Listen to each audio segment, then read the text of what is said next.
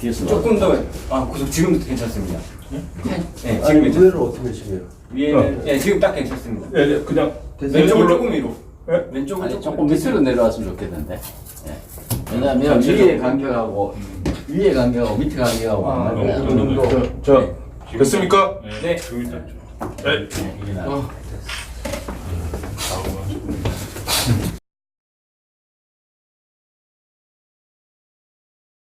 중요한 게 이제 우리 변호사님들께서 그 제2의 신재미 김태호가 나오면은 그냥 도와주실 거예요. 그냥. 예. 그 역할도 있는 거예요. 그리고 그 공청회도 하고 좀 얘기 좀 해주시죠. 예, 그 부분 네. 네. 지금 저희들이 하고 있는 이런 공익제보자 센터 자체가 지금 수많은 공익제보를 할까 말까 망설이는 분들한테 용기를 드리는 겁니다.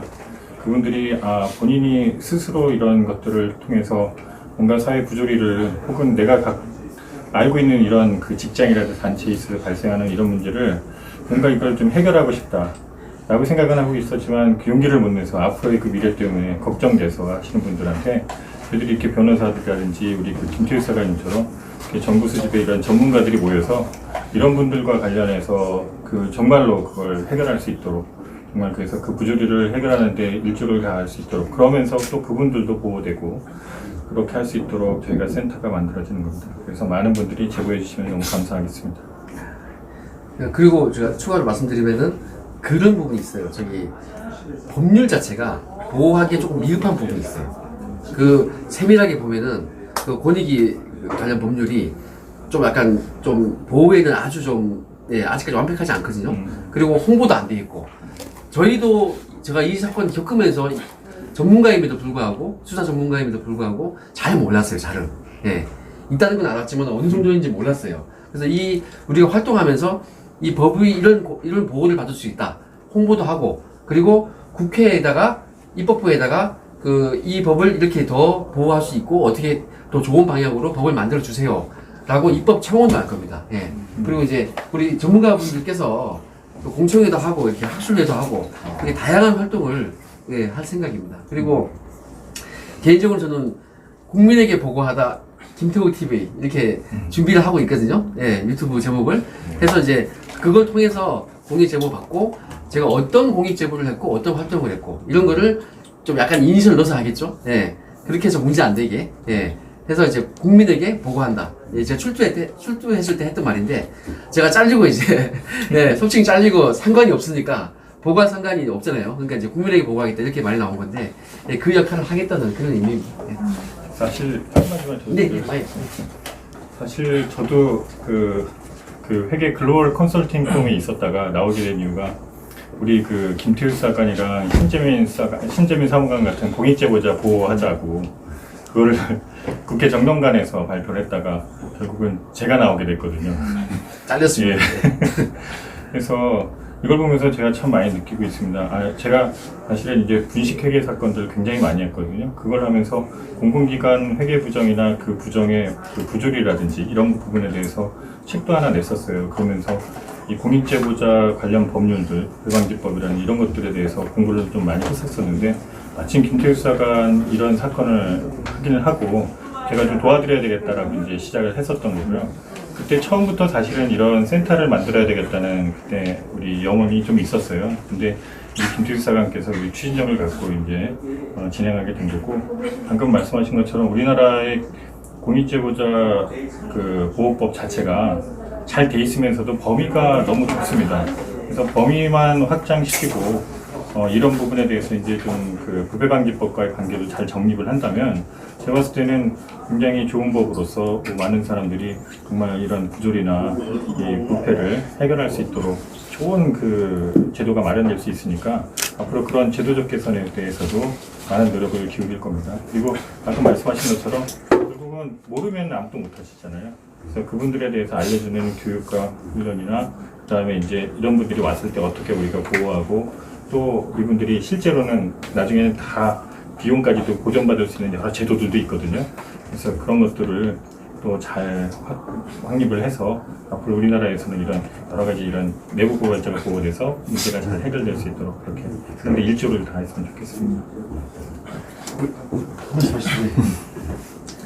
이 공익제보센터라는 게 이 말 자체가 되게 친근하고 또 금방 기억이 됩니다. 그래서 미국에는 주디셜 워치라는 큰 단체가 있어요. 그리고 한국에는 참여연대에 보면 사법감시센터 이런 게 있죠. 지금 이런 사법감시센터는 적극적으로 기관이나 단체가 적극적으로 나서서 이렇게 워치하는 거라면 이 공익제보센터는 일단 제보를 워치도 하지만 제보를 받는다라는 점에서 좀 특색이 있다 이런 생각이 들고요.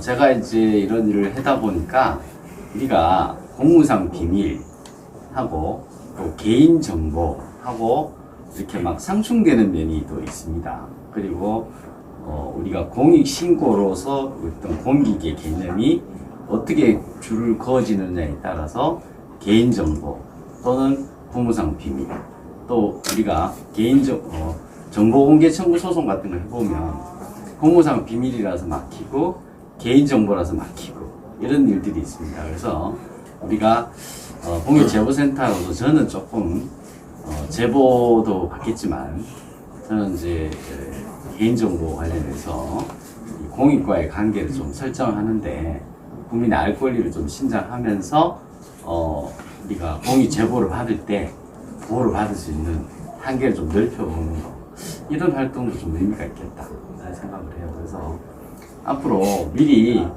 이 단체가 어떻게 막 크게 하겠다 이런 포부보다는 이렇게 소박하게 출발하는 게 너무 좋은 것 같아요. 우리 김태우 수사관 많이 응원해 주세요. 장재훈 변호사님 한번 말씀하시죠. 뭐 저도 특별히 많이 할 말은 없고요. 요번에 뭐 이제 김태우 수사관 변호인으로 참여하면서 국민권익위원회에 제가 뭐 보호조치 신청이라든가 이런 걸 좀 담당을 했었는데 그 공익신고자 보호법하고 부패방지법 상에 어떤 그런 괴리가 조금 있어가지고 부패방지법으로는 보호가 되는데 공익신고자 보호법으로는 또 보호가 되지 않는 이런 부분들이 있다 보니까 김태우 수사관이 공익제보를 했음에도 불구하고 공익신고자로서의 제대로 된 보호를 받지 못하는 그런 안타까운 일이 좀 있었습니다. 그래서 결국 지금 공무상 비밀 누설로 기소가 되어가지고 지금 불구속 상태에서 재판을 받고 있는 상황이고요.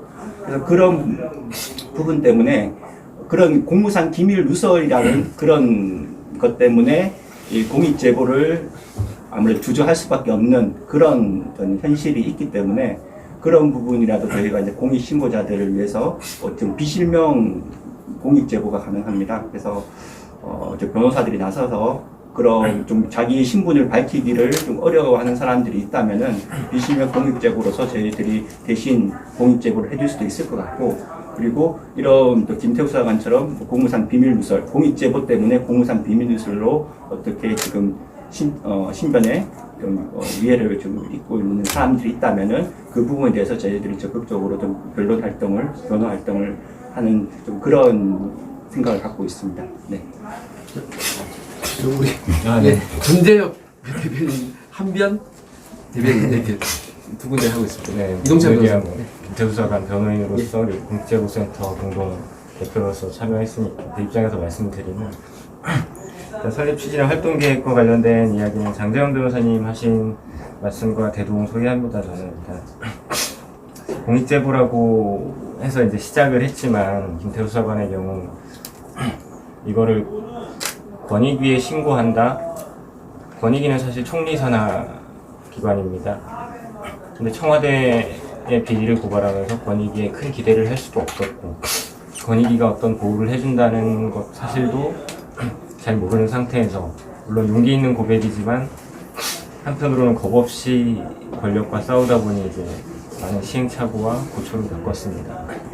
제가 법정 가서도 말씀드렸지만 이 공익신고자를 우리 법률은 보호하게 돼 있습니다. 근데 김수사관 같은 경우는 보호는커녕 핸드폰을, 다른 사건에서는 뭐 압수수색 영장조사를 나오지 않는 핸드폰을 3번이나 압수수색 당해서 포렌식을 당하고, 어린 자녀들이 있는 집에까지 압수수색을 나오고, 그리고 직장에서 해임되고 온갖 고초만 겪었습니다.